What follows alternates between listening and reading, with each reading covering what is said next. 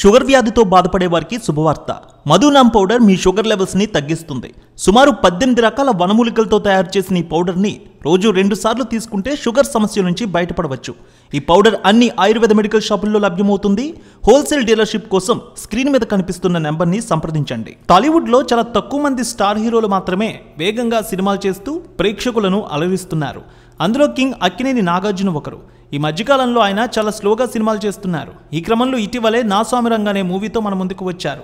సంక్రాంతి బరిలో నిలిచారు ఆయన. ఈ చిత్రానికి మొదట్లోనే మంచి టాక్ రావడంతో రెస్పాన్స్ అదిరిపోయింది. ఈ సినిమా ఊహించిన విధంగా వసూళ్లు రాబట్టింది. ఇప్పటికే టార్గెట్ని చేరుకుంది. నాగార్జున నా స్వామి రంగా 27 రోజుల్లో ఎంత రాబట్టింది? 28వ రోజు వసూళ్లు ఎలా ఉండనున్నాయి? టాలీవుడ్ అనలిస్టుల రిపోర్టును బట్టి చూద్దాం. కింగ్ అక్కినేని నాగార్జున హీరోగా విజయ్ పిన్ని తెరకెక్కించిన సినిమా నా స్వామి రంగా. ఈ మాస్ అండ్ ఫ్యామిలీ మూవీని శ్రీనివాస సిల్వర్ స్క్రీన్ బ్యానర్పై శ్రీనివాస చిట్టూరి నిర్మించారు. అషికా రంగనాథ్ హీరోయిన్గా, అల్లరి నరేష్, రాజ్ తరుణ్ కీలక పాత్రలు పోషించారు. Oscar award winner MM Keeravani చిత్రానికి సంగీతాన్ని అందించారు. దీనికి సంబంధించి టీజర్ ట్రైలర్ ఎంతో ఆకట్టుకున్నాయి. డిజిటల్ మాధ్యమాల్లో పెను వైరల్ అయ్యాయి. ముఖ్యంగా విపరీతమైన బజ్ కూడా క్రియేట్ అయింది. ప్రచార చిత్రాలు కూడా ఎంతో వైరల్ అయ్యాయి. ఇవన్నీ కూడా సినిమా బిజినెస్ మరింత హైప్కి క్రియేట్ చేశాయి.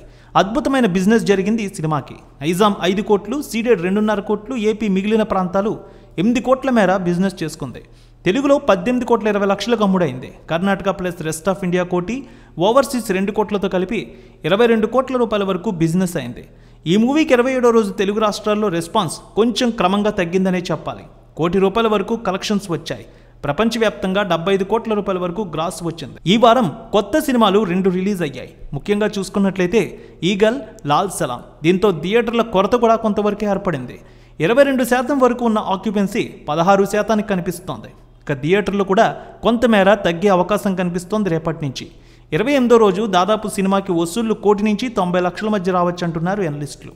అంతేకాకుండా ఓటీటీ డేట్ కూడా లాక్ అయిపోయింది. 16వ తేదీన ఓటీటీలో ఈ చిత్రం కూడా డిస్నీ హాట్స్టార్లో ప్రదర్శించబోతున్నారు. దీంతో క్రమంగా వసూళ్లు కూడా తగ్గుముఖం పడుతున్నాయి. మొత్తానికి 75 కోట్ల రూపాయల వరకు వసూళ్లు దాటినట్టు తెలుస్తోంది ఈ చిత్రం.